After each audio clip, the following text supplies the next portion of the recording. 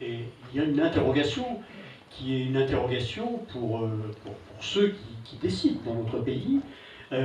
Nous avons une proportion de médecins spécialistes en France qui est sans comparaison par rapport au reste de l'Europe. Donc ça, c'est une bonne nouvelle. C'est à la fois une bonne nouvelle et c'est à la fois une mauvaise nouvelle. Ça veut dire que nous n'avons peut-être pas assez de médecins généralistes, c'est-à-dire ceux qui dispensent les soins de premier recours, ceux qui sont là pour orienter, ceux qui sont là pour coordonner, de façon à ce que notre système fonctionne bien. Pourquoi il y a dans notre pays autant de personnes qui, lorsqu'ils ne trouvent pas de réponse, et dans l'immédiateté de la nécessité d'un soin, s'orientent vers les urgences des hôpitaux? Nous le savons tous, les chiffres sont là. Il y a bon nombre de patients qui vont aux urgences des hôpitaux et dont la situation ne relève pas d'une urgence dans un hôpital. Et ça nous coûte beaucoup plus cher. Donc il vaudrait mieux s'interroger sur effectivement une organisation des soins de premier recours et un investissement dans les soins de premier recours. Je ne dis pas ça pour flatter mon voisin médecin généraliste, mais j'y crois vraiment, qui permettent de sortir de la situation dans laquelle nous sommes. Ça coûte beaucoup plus cher un suivi à l'hôpital, parce que le protocole n'est pas le même. Ça aussi, il faut le dire. Hein. Je ne jette pas du tout la pierre aux médecins hospitaliers. Je pense qu'ils jouent pleinement leur rôle et peut-être même, et ils sont parfois aussi à saturation. Bien sûr. Donc, il faut prendre en considération tous ces éléments-là lorsqu'on aborde ce sujet-là. Mais il est vrai, hein, et ça a été dit par, je dirais, les intervenants précédents, qu'il y a peut-être certains lobbies qui jouent et qui essaient de préserver quelques précarés qui, aujourd'hui, nous coûtent très très cher. Et aujourd'hui, nous coûtent très très cher. Lorsque l'on évoque un centre de santé, une maison de santé, en indiquant que c'est difficilement à l'équilibre, qu'est-ce qui coûte le plus cher? Une population qui se soigne plus mal ou un centre de santé qui va coûter un petit peu à la collectivité? La réponse, elle est vite donnée. Hein. La réponse est vite donnée. C'est-à-dire que l'organisation des soins est la question première.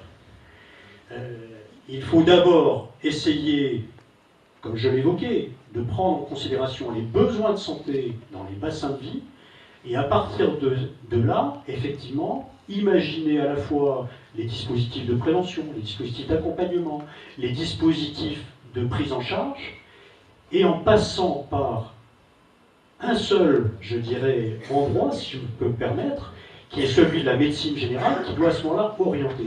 Il faut investir effectivement dans la médecine générale, mais il faut se poser la question, est-ce que nous n'avons pas finalement trop de spécialistes dans certains domaines, voire des spécialistes qui effectuent des actes qu'ils ne devraient pas effectuer? Je vais prendre un exemple. Nous avons dans la plupart des régions en France une pénurie au niveau de l'ophtalmologie. Nous manquons d'ophtalmologistes. Or, quelle est l'image que vous avez de l'ophtalmologiste qui peut être le vôtre, si ce n'est celui que vous allez voir une fois tous les ans ou tous les 2 ans pour vous prescrire des lunettes? Je caricature à peine. À peine, ouais. À peine. Or, c'est un chirurgien. C'est un chirurgien. Est-ce que cet acte de prescription ne pourrait pas être effectué par un autre spécialiste, l'opticien, l'optométricien, etc. Comme ça se fait dans certains pays d'Europe, en Allemagne notamment.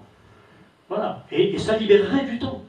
Je voudrais dire, on a beaucoup parlé d'organisation, plus que la démographie médicale.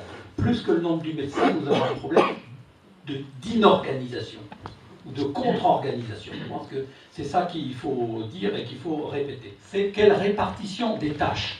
Est-ce que le médecin qui a un niveau de docteur, c'est quand même bac plus 8, bac plus 10, bac plus 12, certaines spécialités, est-ce qu'il fait du travail correspondant à sa qualification, est-ce qu'il est rémunéré pour, ou est-ce qu'il fait du travail d'infirmière et il est payé comme docteur?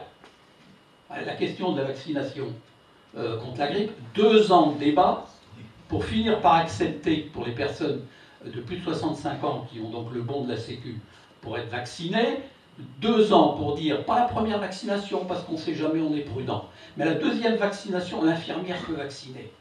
C'est vous dire comment ça résiste. Sur les orthoptistes, là aussi, négociation pour dire, on va avancer pour dire, les orthoptistes, avec une formation supplémentaire, pourront prescrire les lunettes. Les opticiens ont obtenu du Parlement que seuls les opticiens qui sont dans un cabinet d'ophtalmo peuvent prescrire des lunettes parce qu'on ne sait jamais, ça serait dangereux. On est où?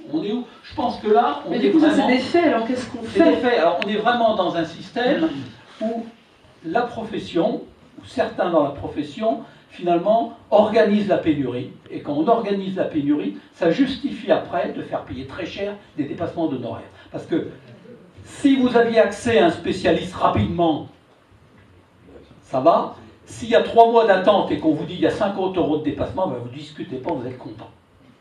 Et je fais le lien aussi avec le débat parlementaire qui dit, est-ce qu'il y a tiers payant chez le médecin ou pas tiers payant? Il ne faut pas s'y tromper, ce débat. Il n'est pas seulement idéologique, alors il est un peu idéologique entre les syndicats. Et il est aussi quelle visibilité. Aujourd'hui, vous allez chez un spécialiste. Vous payez, vous 17 ans, vous payez, vous ne discutez pas. Hein. Pas très bien ce qu'on discuterait d'ailleurs. Et puis après, vous dites, ah ouais, la Sécu rembourse mal, et puis la mutuelle aussi d'ailleurs. Voilà. Demain, avec le tiers payant, le médecin va vous demander seulement le dépassement. Et là, vous direz, le médecin, il exagère. Il me demande 100 €, qui n'est pas remboursé par personne. Donc on est dans des sujets où l'inorganisation profite à l'enfumage sur les tarifs et l'organisation. Là où je rejoins complètement, c'est l'inorganisation des soins aujourd'hui en France nous coûte très cher. Je fais le parallèle avec l'école parce que j'ai entendu pendant des années l'école primaire réclamer les mêmes moyens que les niveaux secondaires. C'est exactement pareil pour la santé en France. Les soins primaires ne sont pas valorisés ni organisés. Aujourd'hui, comme vous disiez, on se retrouve aux urgences de l'hôpital faute d'avoir pu avoir accès à un soignant de premier recours. Quand je dis soins primaires, c'est médecin généraliste, c'est infirmière, c'est pharmacien. Je citais en aparté tout à l'heure, avant la convention, là, qui va se mettre en œuvre. La convention, c'est la signature entre l'assurance maladie et les médecins libéraux. Le différentiel de revenus entre les complémentaires. Les revenus, différentiels de revenus entre les généralistes et les autres spécialités, parce que les médecins généralistes sont une spécialité depuis 2004, c'est 78%. Voilà, pour vous dire qu'en France, nous n'avons pas mis les moyens sur le soin primaire. Ce qui fait qu'il n'y a pas de centre de santé, il n'y a pas de structure qui accompagne le médecin généraliste. On laisse le médecin généraliste, comme il y a 30 ans, faire ses soins de premier recours, accueillir les sutures, les urgences, en même temps s'occuper du patient qui est suivi pour le diabète, qu'il faut prendre son traitement, qu'il faut prendre le temps d'écoute, comme je le disais tout à l'heure. Mais il n'y a personne qui vient faire le certificat, le préparer pour le signer, comme à l'hôpital, où l'infirmière peut faire l'injection prescrite, c'est le médecin qui doit faire. Il doit faire tout. Il doit tout faire, oui. Il doit tout faire. Et on n'a pas mis les moyens. Alors, aujourd'hui, il y a moins de médecins. Il faut donc qu'ils soient libérés de ces tâches